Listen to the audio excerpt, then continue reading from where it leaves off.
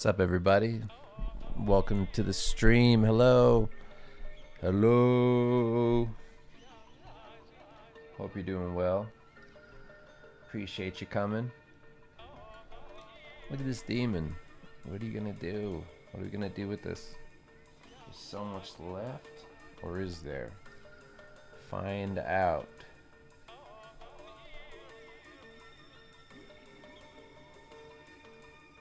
You were promised a Grand Canyon jump.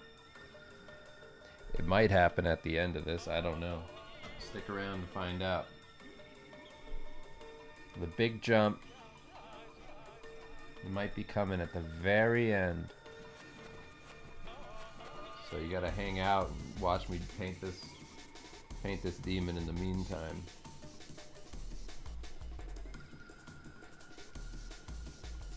Have you been bamboozled? No. This is the, opening. Are you bamboozled when you go to see Metallica and Limp Bizkit is the opening group?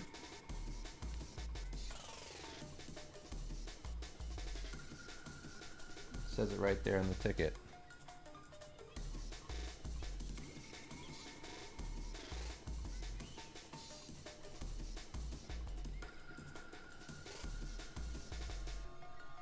Just what it is, you know. Put this mean old monster in the corner so I have something to kind of benchmark myself for realism. We've been lied to. I don't know. You haven't even seen the whole stream yet. There's like a 98% chance that I jump the canyon right at the very end of this.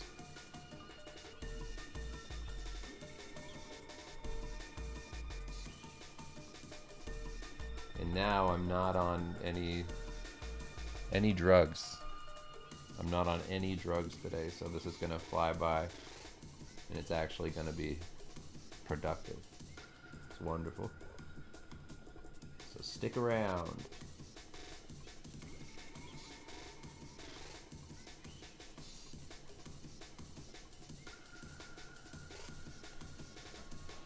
Well, I learned this thing from marketing that any publicity is good publicity, and some of the best publicity you can get is saying that you're going to do a huge jump.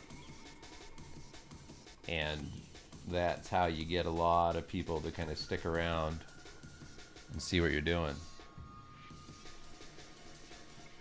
Just testing a theory.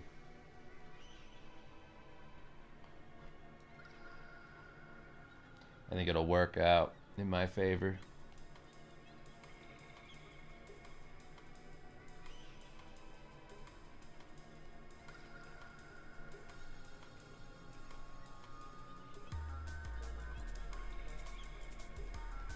It's the way it works, man.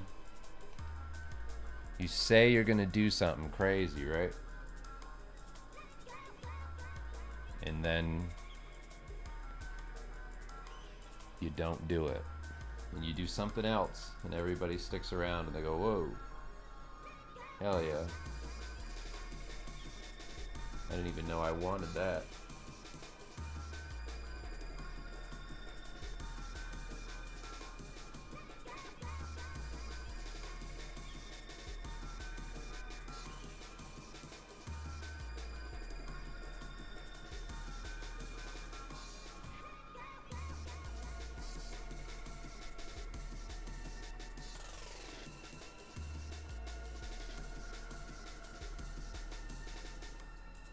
Look, I don't know why people have crowns. I don't know how this works.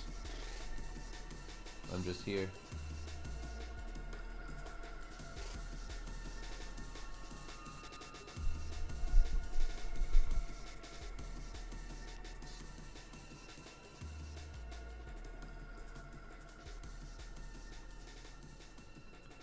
Anyway, you see all these new people jumping in?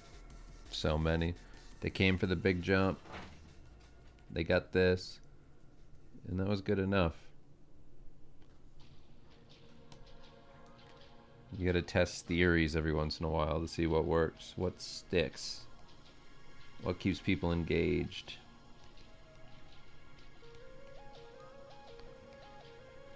Because if you ask people, they don't actually want to see you render a realistic goblin. They want to watch you jump off a cliff.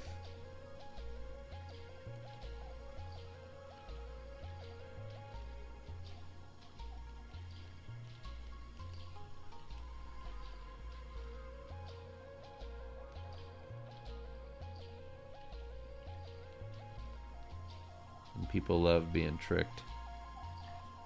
It's a fact.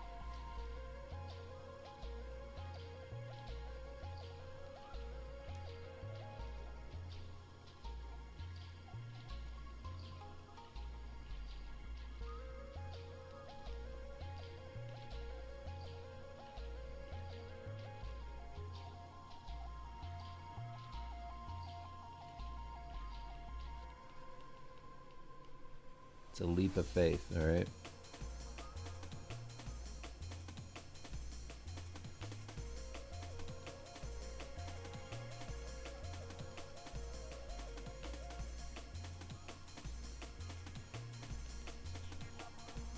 Mm-hmm.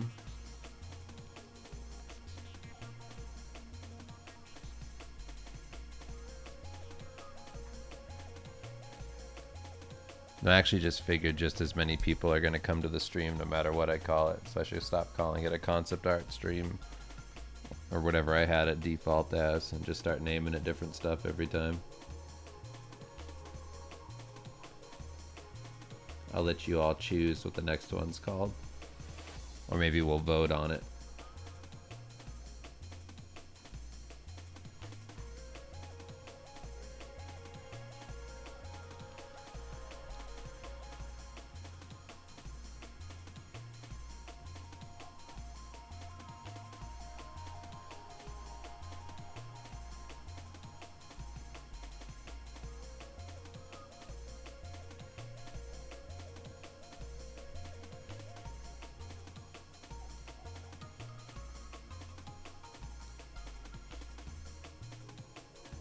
Yeah, I'm excited for Steve Volume 3 too.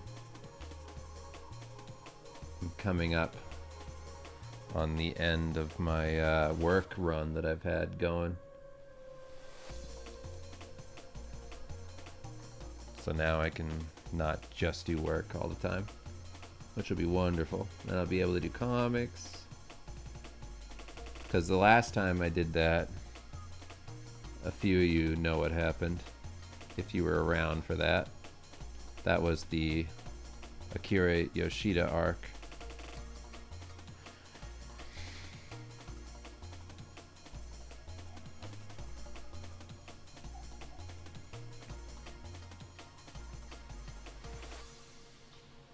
Right. Unfortunately, a bunch of time that could have been put somewhere else was invested into Akira Yoshida's production of Miss Lasagna.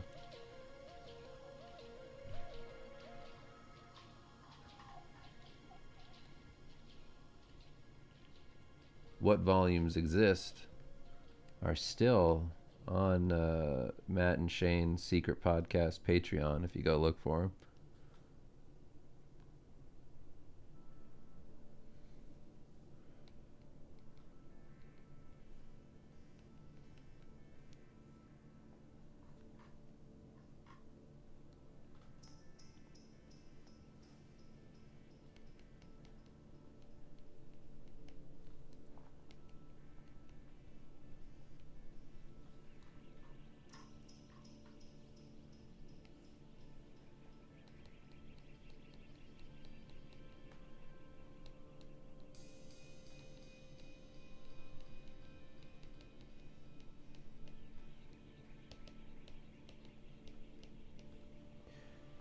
How do you focus to draw for so long? I have ADHD, so my attention span is that of a fly, so I keep drawing in very small bits and being constantly distracted.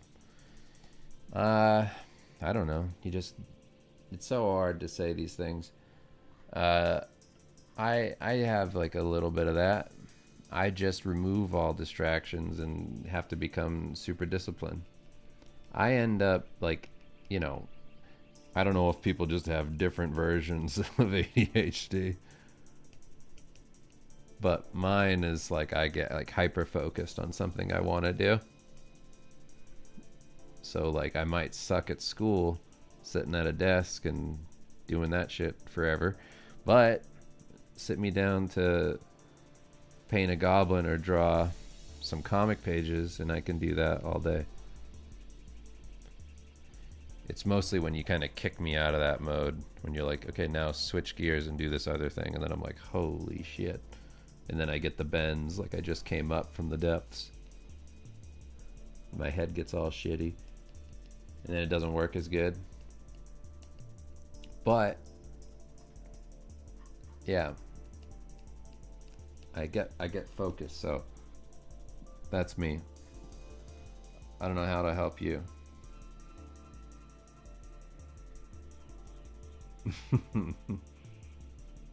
Steve Lichman books are the only books you keep coming back to. Soon they'll be the only books. I sure hope so. I honestly feel like Volume 3 is the best that we've done of Steve.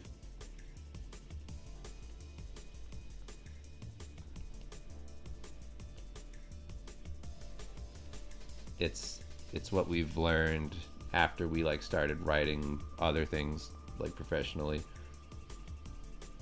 And I feel like we really learned a ton, and then also learned like what we want to do instead of trying to basically like be something else, you know, like, or try to live up to whatever, or have any sort of insecurities. Like we just don't have that anymore so much, and I'm really happy with how it is at the moment.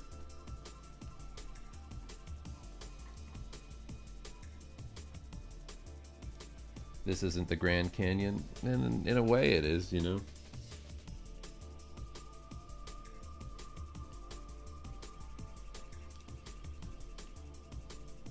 The distance between where I'm at right now and this being done is vast. And I'm taking that leap right now, live, with you all. So strap in.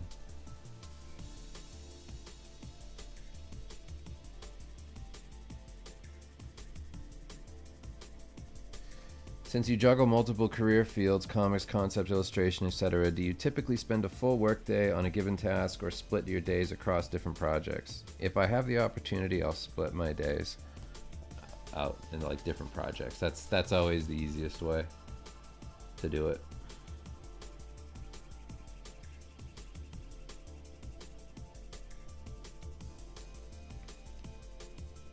Just having like a whole day of focus. You know, like writing on comics, like I can't just do, I can't just have it be like a couple hours and then back to work, really. Like I like having the whole day. So like when Dan and I do comics, like Steve Lichman, that's like we'll write and do a script for like at least 6 hours straight. And we don't do the thing of like sitting in silence and wondering what should we do. Like we're just kind of going the whole time and just improvising stuff, and we fill that whole time with just making things and trying to make something better than something else, or just constantly kind of going back over something or whatever. But it's all like forward momentum. It's really exciting because I always feel like it's anti-lazy. Like I feel super productive doing that. It's very rewarding. It kind of comes just like naturally. I really love doing that. So that's like a whole day effort. And same with like every other project. Like I want to make sure that like if I'm doing marketing art for the next Diablo season or something, then I'm only doing that. And I just want to get as much done as possible. And I really hate ending a day feeling like I did a little bit of everything, but I finished nothing. That always feels like pure shit to me. So if I can avoid that feeling, I will avoid that at all costs, because that sucks so bad.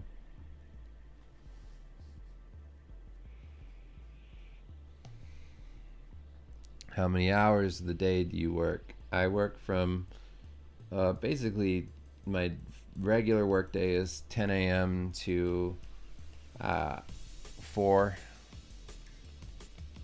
And then if I work anything more than that, which I'm gonna do now, I'll work from like 7 p.m. to 10:30 probably, and that will be like that's like a version of a longer day. But most of the time, like just generally speaking, I work till 4.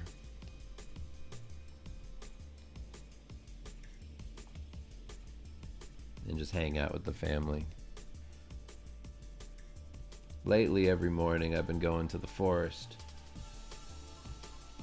with my kids. And we've been hunting animals, going after little creatures, catching crayfish.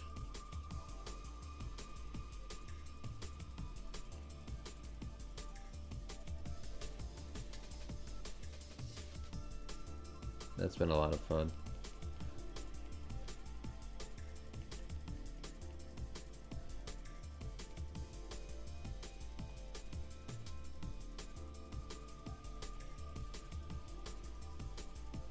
And I managed to qualify for insurance again outside of the normal like enrollment period, so I can get my 2 hernias worked down hopefully soon. And then I can get back to lifting weights again, which I was doing a lot. But I had to put a hold on that because I got my intestines spilling through my muscles.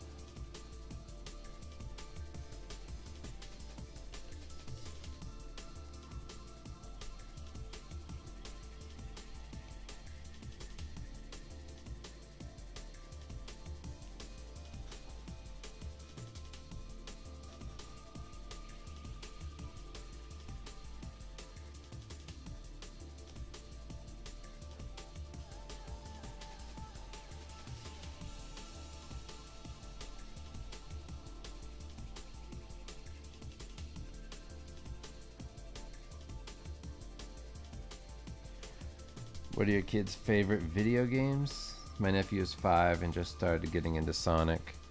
My son Axel, he's beat Astrobot like 6 times now, and he's beat like Kirby.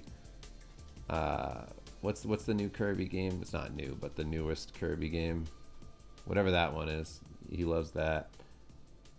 Him and his brother play that. And then other than those, Mario Odyssey is up there. But now they're getting into like arcade games, so we have the Polycade set up in the basement, which is pretty awesome. They play a lot of games on there. So like we were playing Gundam Battle Assault 2, which is like an old PlayStation game. They like that. And they play like Turtles in Time, that sort of thing, like just like arcade beat 'em ups. So that's easy for them. I was just playing a video, well, recording a video and watching it back of them playing Turtles in Time tonight. And they were like cracking up over all the little dumb things that the turtles say.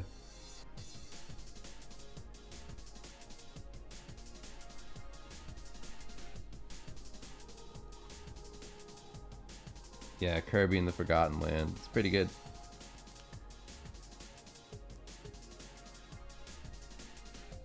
Yeah, for anybody who missed the Grand Canyon jump, I'm going to be doing another one at the end of this stream. The stream opened with a huge Grand Canyon jump that I did perfectly. And then I rode my my Yamaha back home.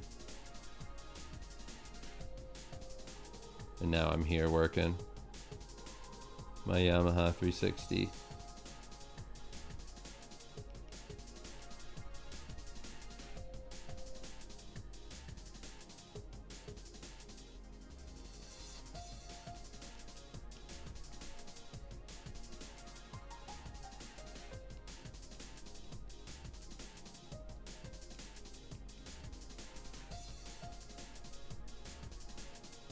This is how I cool down after a big jump. I paint something like this.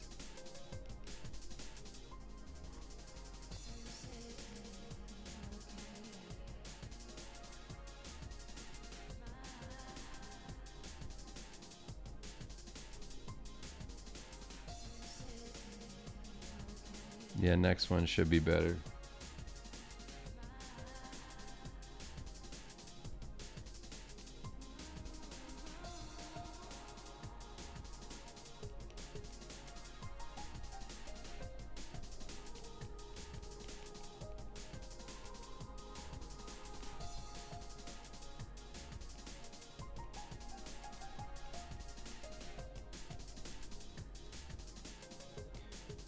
Do you draw on sketchbooks?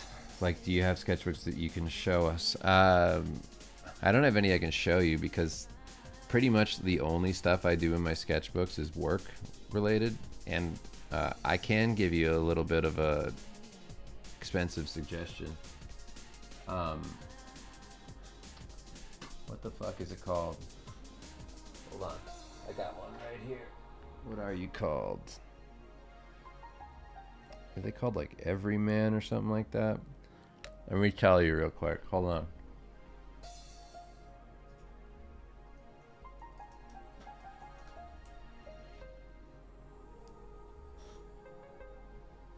Okay. Yeah. So there's this brand of pen called Everyman, and they make these pens. I don't know if you can see this on here. This is like their green, like, I don't know, just like twist gel, not gel, but I don't know. They have like these little shitty ink cartridges that come with their pens. You have to order a bunch of them. You can't refill them. It's a huge waste of money. But these pens are so great. Everyman pens. They're so great for just sketching in a sketchbook. I probably do every concept art, anything I do for work, I use these.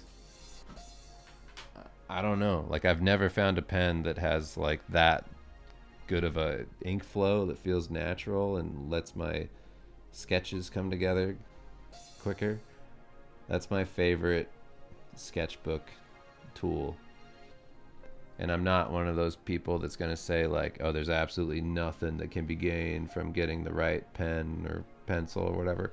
No, there's definitely, once you become snobby about stuff and you're like, I need the right feel of a thing, texture, whatever, it's like, that's, you know, that's one of them. That just feels good to use. So I really like it. Sometimes they're on sale, and when they're on sale, I just buy a bunch of like ink refills, because I have a couple of their pens.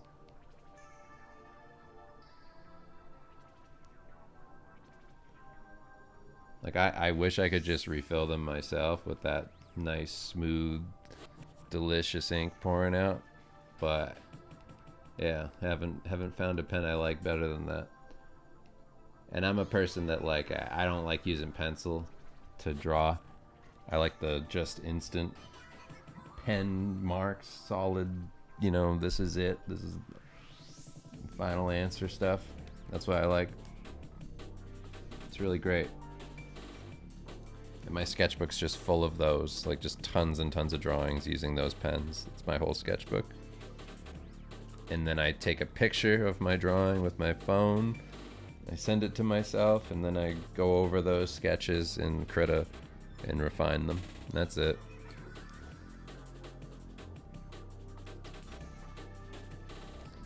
Looks beautiful outside right now. Wish I could show you the sunset. Well, maybe when I do my next jump.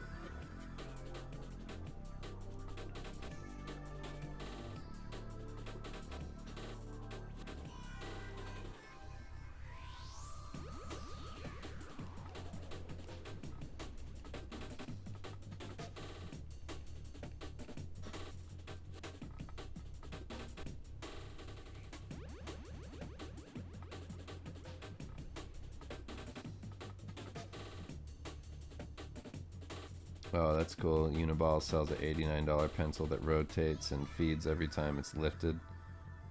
That's beautiful.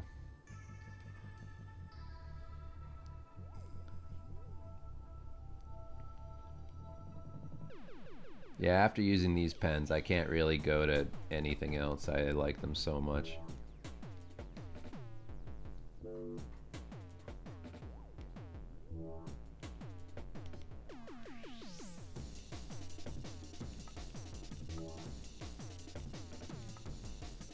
I managed to get a Switch 2 from Ant online, and they shipped it to me, and then it ended up getting held at FedEx for a long time, and now it's just stolen.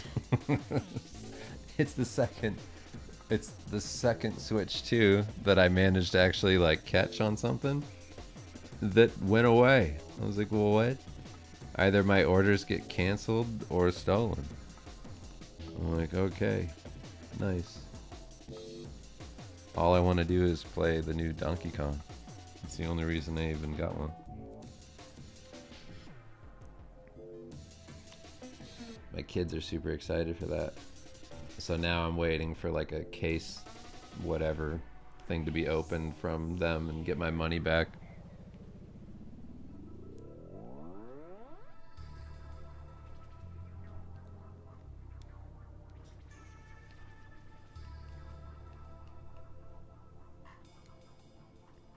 I had to tell my kids, I said, listen guys, you're not gonna play the new Donkey Kong. They're like, what? Because some idiot stole your Switch. Oh my god. Why would somebody do that? That's what my son asked. Why would they do that? I'm like, well, I don't know. I don't know. Because they want it. That's why. Yeah, the new Donkey Kong looks great.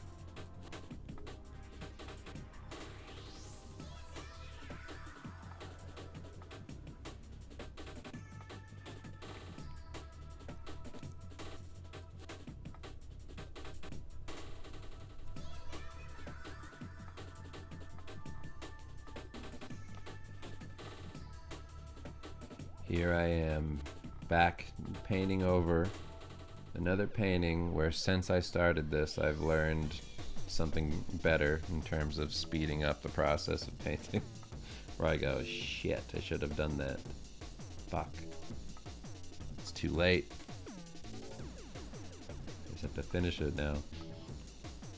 Not that this isn't like super far from being done. It's fine. I could put this out right now and it would look done enough.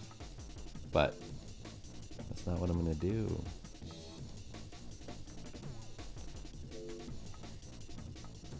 That's not what I'm gonna do. I was playing Ridge Racer, the PlayStation. What's it called? It's like Ridge Racer R. I don't know. 4 Ridge Racer 4R. Whatever that one is for PlayStation. I was playing that. I have the whole like CRT TV like pixel blending thing going on the arcade. So I have that in the basement. And it's pretty cool. But I love all the music. I was like, man, they gotta get back to doing stuff like this. It was so good. It's just this music that I'm listening to right now just vaguely reminds me of that, just like the jungle, like drum and bass type stuff.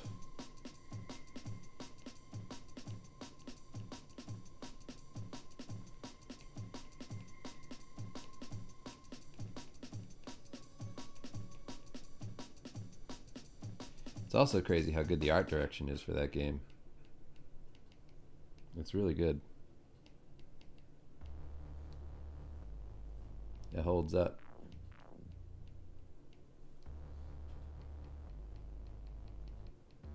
I mean, I feel like there's always something to be said for working within strict limitations on something where art direction matters, where you got to do something kind of unique to stand out.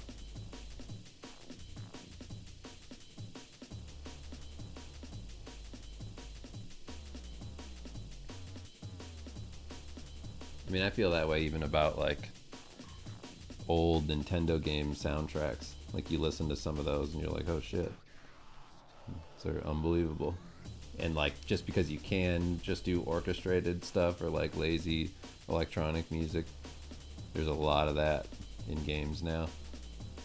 Not that there aren't exceptions. Like if you played Red Dead Redemption 2, like some of those songs are incredible on that. And you know, Expedition 33. It's not like they don't exist, but a bunch of those old Nintendo games had like crazy soundtracks when you know, given what they had to work with.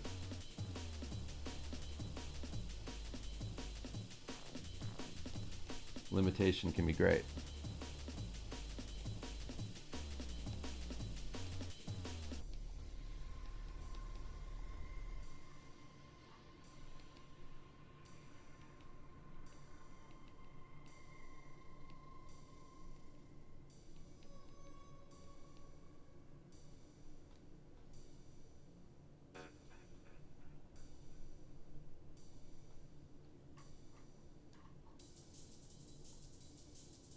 Have you ever heard of Book of the New Sun?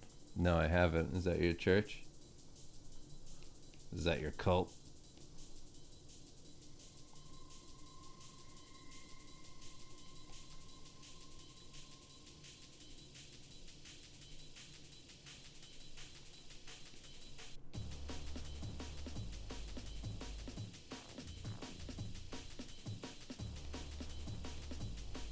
So I'm kind of like blocking everything in right now, like just getting all the lighting there and wrinkles and stuff.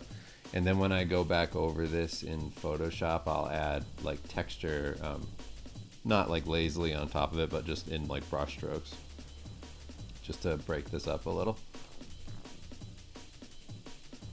Because any one of these programs, if I use like one brush for too long,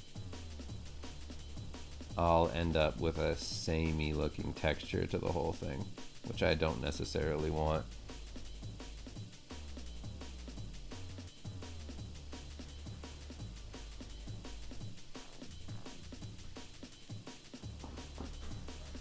It's a really awesome book.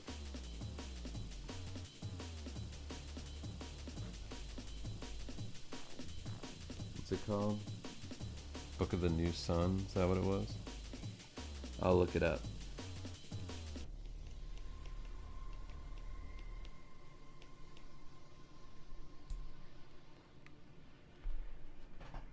Yeah, I'll Google it right now.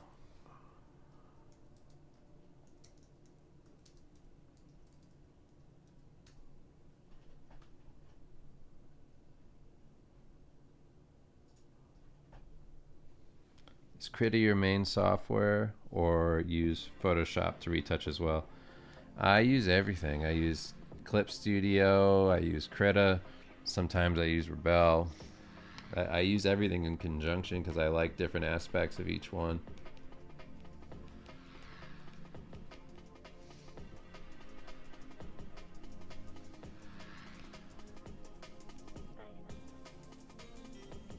I think if you're monogamous with any of these programs, you're missing out.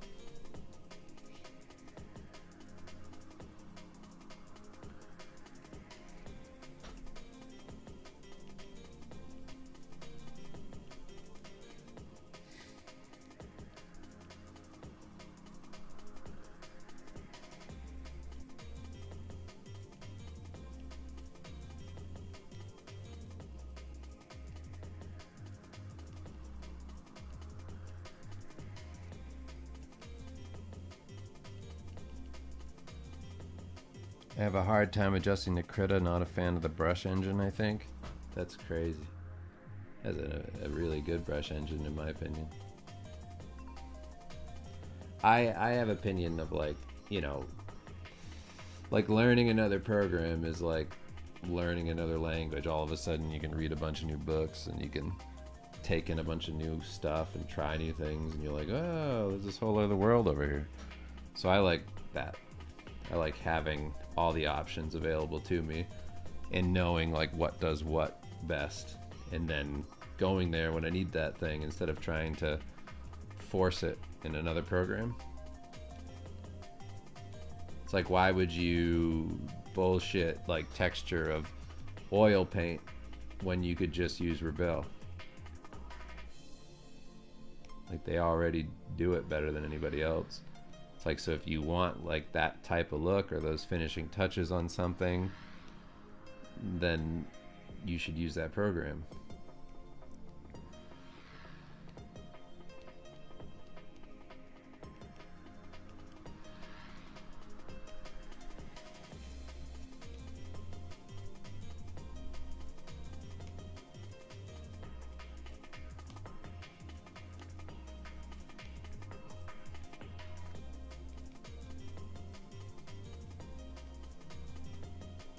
Everybody stay tuned for the large Grand Canyon jump at the end of this. The very end, I'm going to jump the Grand Canyon on my Mitsubishi XL.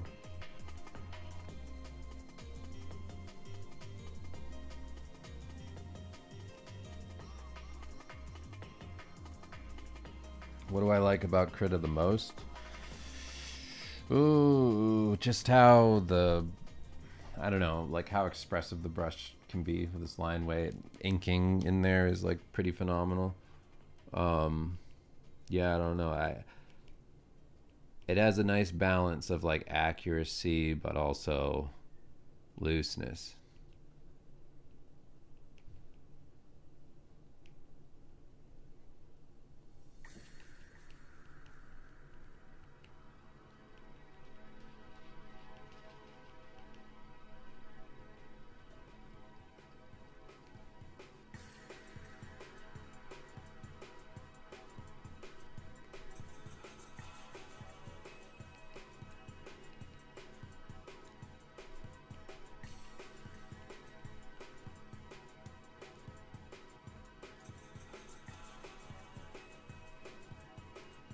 Any novel recommendations? I remember you mentioning some war books a long time ago. I'm reading all sorts of stuff that I don't know. Not novel, but like I really like that book Awareness, by God, what the hell is his name? It's like a priest turned. Well, he's like a Indian dude that's also a Catholic priest, but it's mostly about just having awareness over yourself, and it's not super religious, but it's a really good book about kind of finding like peace in yourself. I really like it a lot. I read that book like 3 times in a row. What have I been reading? The Bee Sting, which is not really something that you probably want to read if you're into war books. I've been reading that book about Apple in China. That's pretty good.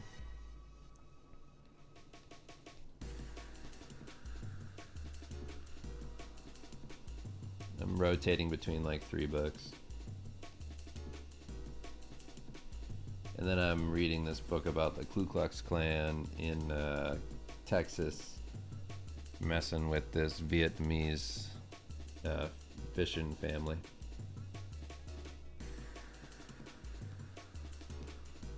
Forget the name of that one too. I'm just reading stuff, you know. I read that horror book, The Fisherman. That was pretty good.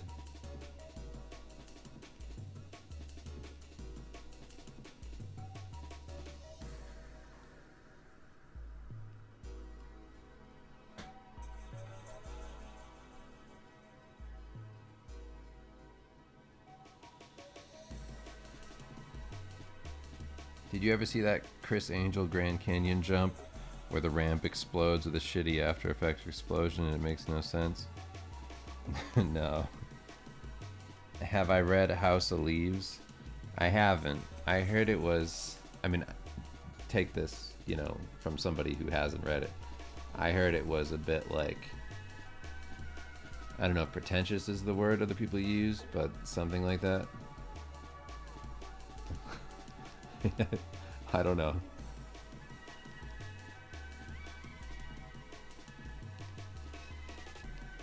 I kind of know what it is, what it's about and all.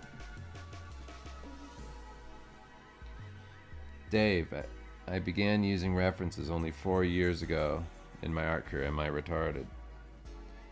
I mean, I get that.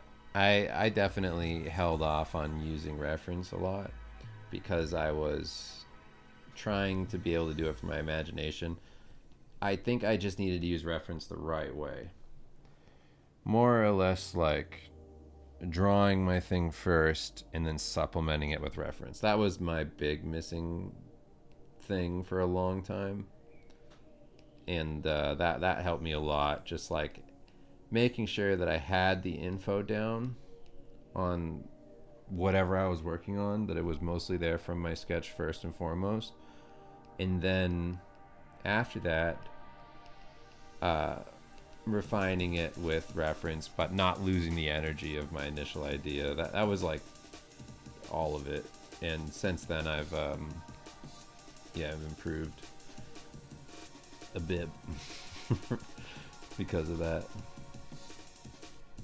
I should have been using some reference. Like I still use it like sometimes, but it's mostly to like reference muscle structure, or something that I'm just not that fluent in drawing. Like I'm not just gonna go ahead and just guess something I haven't drawn a bunch. So I use it for that. I'll use it to not just be like totally in the dark on something.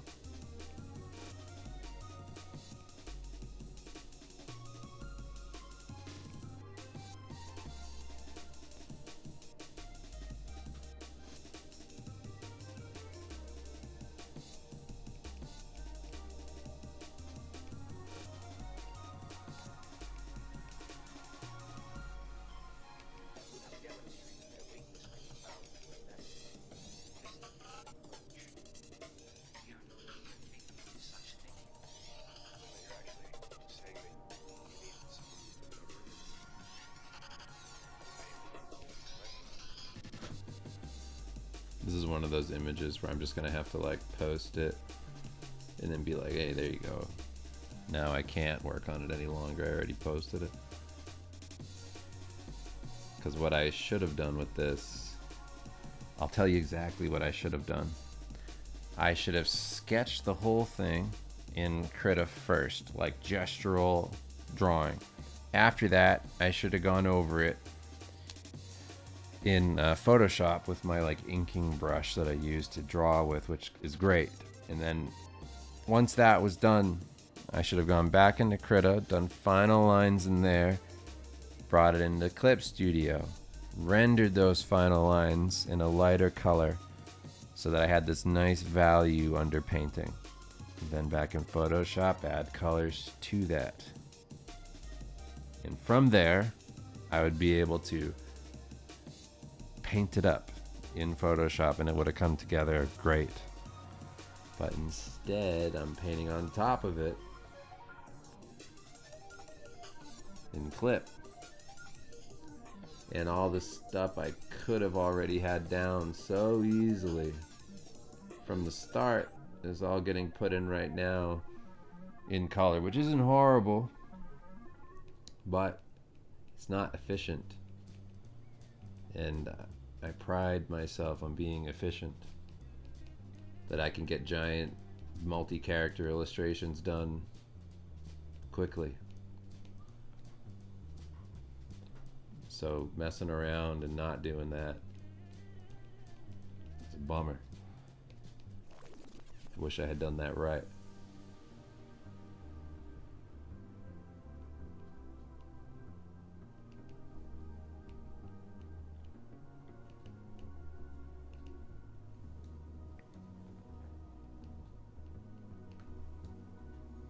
Okay, so stuff that's obviously wrong needs to be addressed.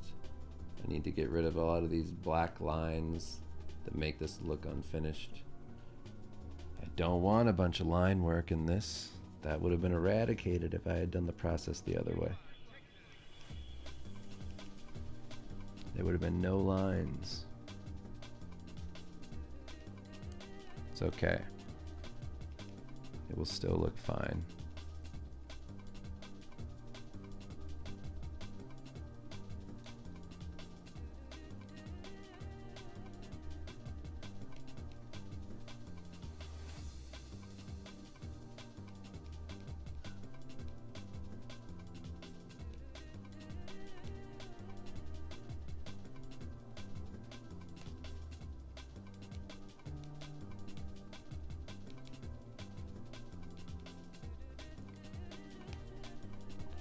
The rest of what I'll do with this will just be a little bit of like texture brushwork in Photoshop.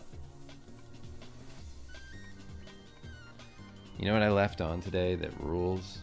I left on Apocalypto. The only thing I remembered of that movie was laughing with my buddy Dan when all the Panther stuff happens, and there's like a second where the Panther puppet like whips its head around like this. And that always made us laugh. And I think that part was so funny that I didn't pay attention to the rest of the movie. Anyway, I left that on.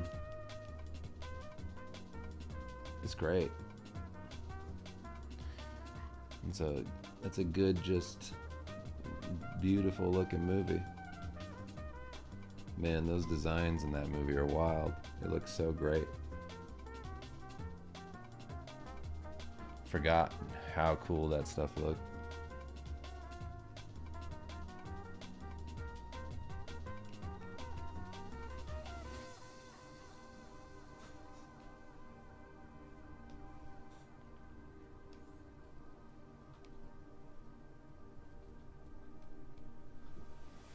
I'm gonna make Kim watch it.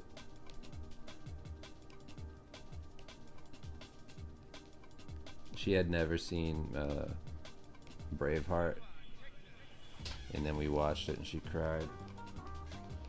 She looks incredible. I was like, I know, right? I got more. Now you gotta watch Apocalypto. I won't make you watch The Patriot. It's not as good.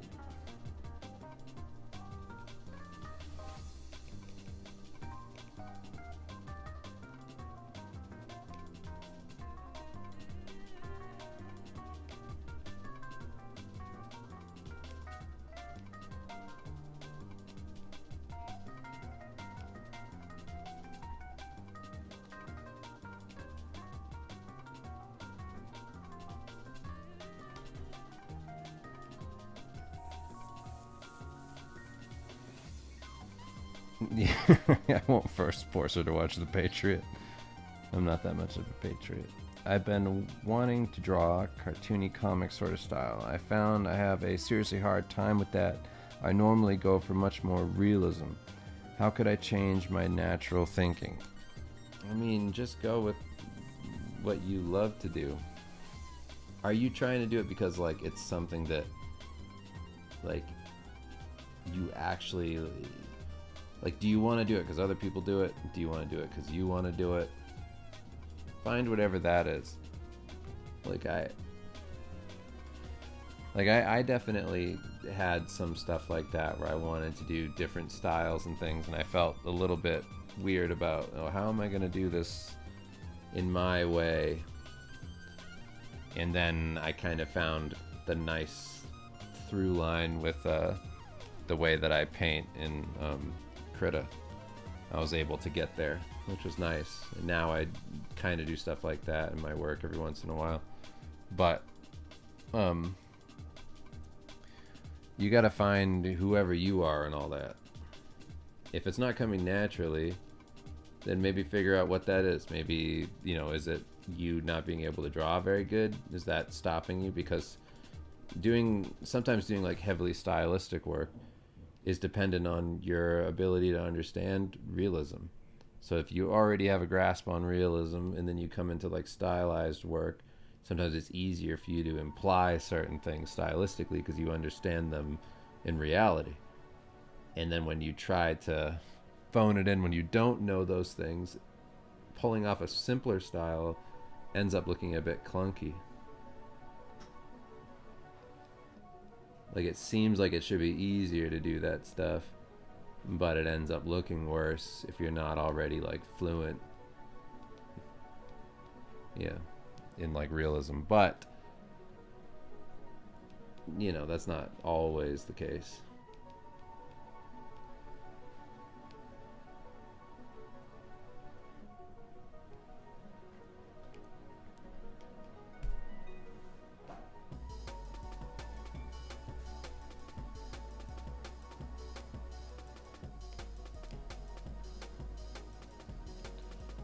I think like Riley has a good suggestion in there, making like a mood board of all the things that are an influence to you. I also feel like going back to the origin of like why did you want to do it in the first place, and finding that those influences can help. To me, like what exactly is this stemming from?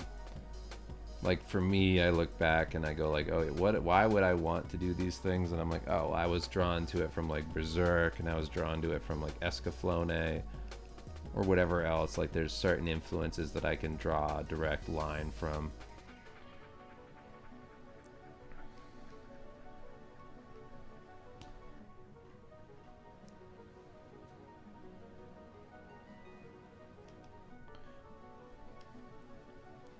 So now what I want to do is, let's see, do I want to just knock this back a little bit?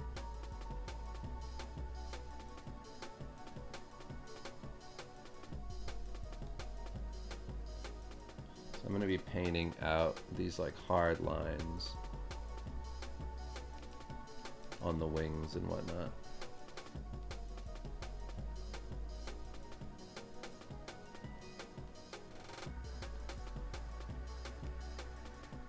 I don't want him to look like he was just cut out of the background.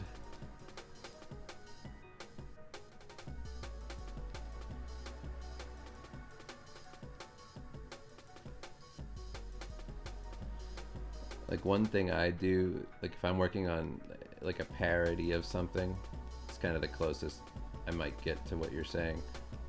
I'll pull up those influences around, and then I just go for, I'm not really trying to like mimic it, but I'm trying to get like the feeling of it across in my stuff.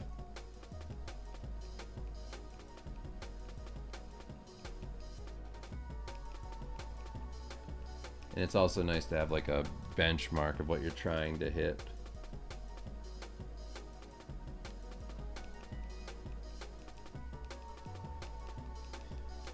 It's kind of like how I have this dude pulled up here, this little like realistic demon guy on the left of my screen. It's like he's not there because I'm trying to copy him. It's not that. It's that I'm looking at like, oh, what does like a very realistic, not real demon look like? I'm like, okay, there's some form of a benchmark.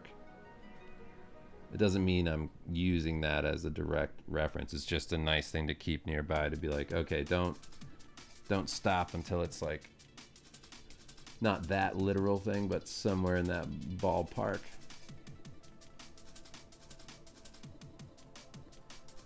And it's the same sort of thing of like if I'm drawing, like let's say I'm working on Marvel and they ask me to do a cover, I pull up all like the Capcom Marvel crossover stuff, and I go, that's my favorite type of anything Marvel, so that's my little lighthouse that's gonna guide me to where I'm going when I work.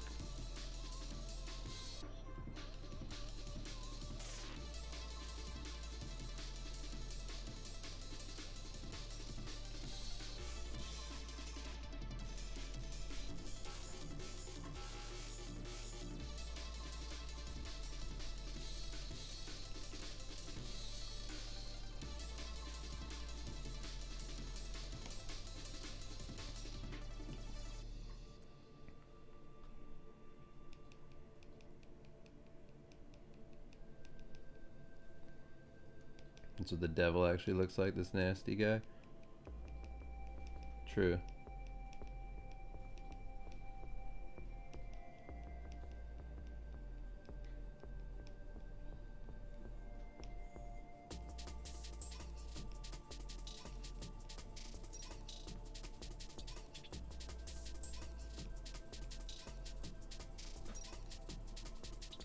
What's the reference image from? I don't know the artist. I've seen it before. This is just something I just grabbed from Pinterest. I was just searching for some spooky real demon, and that came up. Made me shriek when I saw it.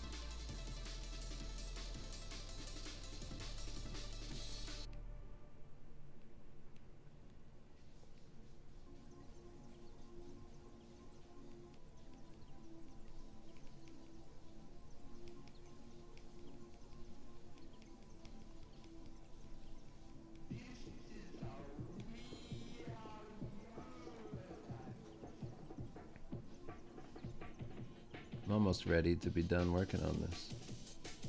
All I gotta do is finish this whole outline. Now maybe I'll do like a once over on some textures in Photoshop and then just call it.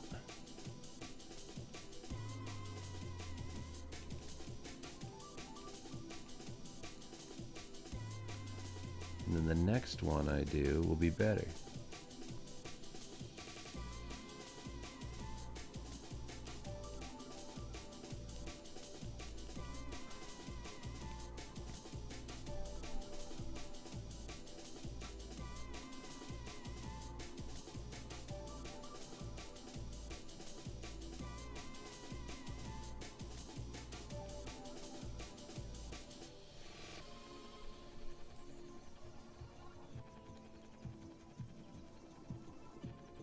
Portfolio reviews aren't on the horizon right now because the next thing I'm doing is comics.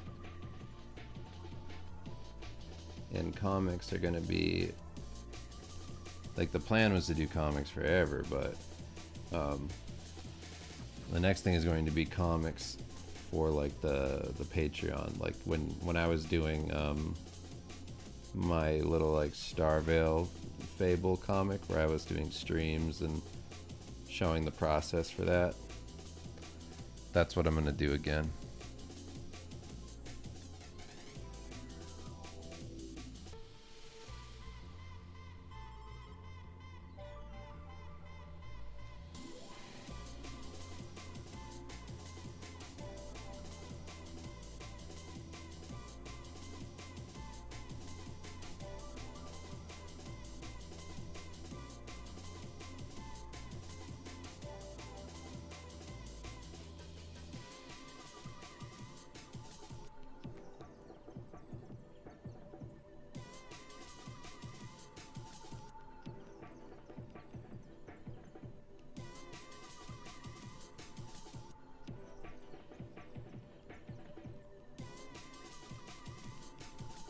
It's funny how just getting rid of the edges of this makes it look so much cleaner and more done.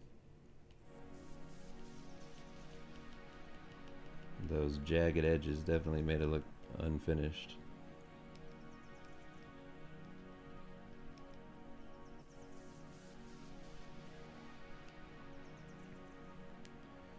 As soon as I'm done with these jagged edges, that's when I'm calling the stream complete. Because that's pretty much the end of this.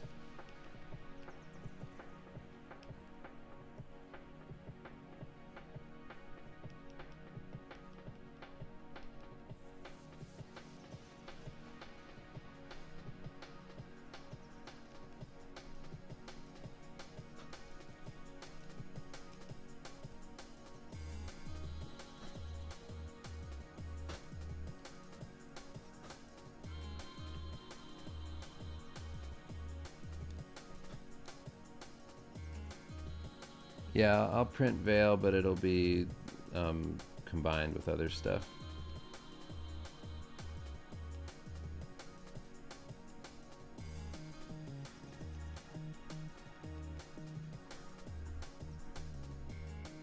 I'm working on a portfolio for Lightbox this October. Any experience at conventions and workshops you have that can be helpful for newcomers? Talk to everybody. Be friendly. Go to stuff. Introduce yourself. Don't say too much to people you really like. Only if they're like down. You can get too excited, you know? Want to make sure you leave a good impression. Like less is more kind of thing. Because I made that mistake in the past when I was young, just like getting way too excited. Talking too much.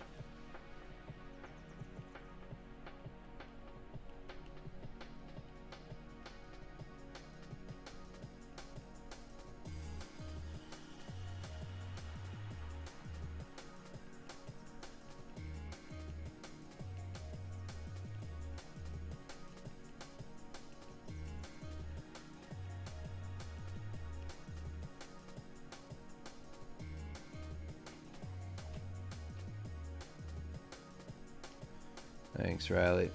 Have a good night. Have a good night, Hell Potato.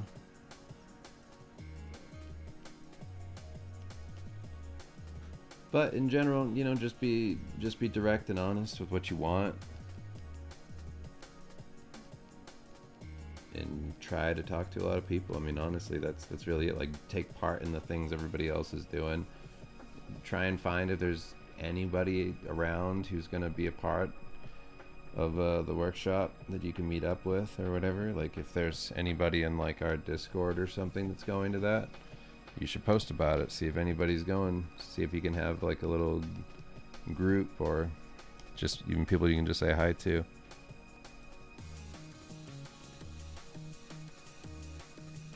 It helps to already be a part of those things before, you know, you meet up, but you gotta get started somehow.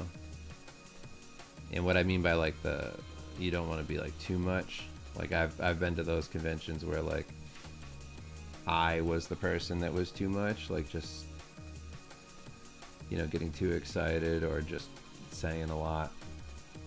And I could feel like, oh, this person's gonna off-put by this. Or I'm like way too comfortable joking around, and I'll joke around like harshly about things and they like don't know how to take it. I did that a lot.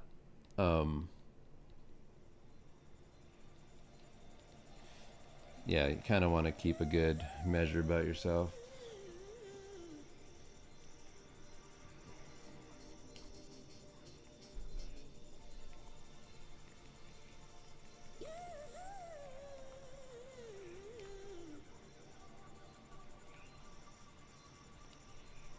But then the other side of that is like me being like I haven't gone to a ton of conventions like being established, but the times that I have gone where there's been anybody that I'm like, oh, I don't want to help them.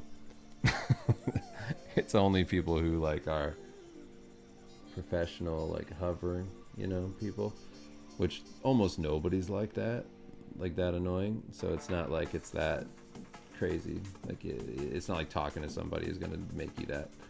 But I've had people that just like followed me around for way too long and were uncomfortable. And that was a little too much for me, where I just kind of go like, oh boy, it's too awkward for me.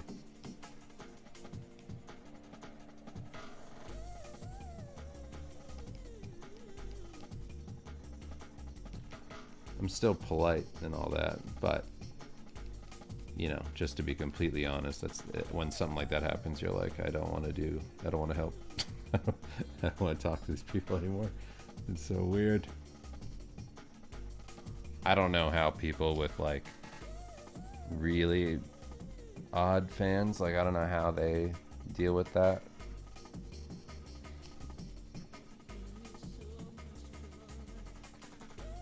Like if I did like hentai, I don't know how I'd ever go to anything and want to meet anybody who likes what I do. Sounds like hell.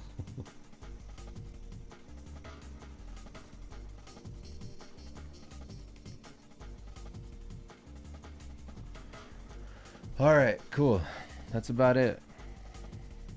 Thank you all for hanging out. I feel like that went pretty well. I got pretty much all of it rendered up to some point that I like. One last question. Curious question, if you were to specialize in hard surface / sci-fi design weapons, how would you go on to stand out in such a niche? Hard surface, I would mimic other stuff that's like natural in the world and then apply that type of texture to them.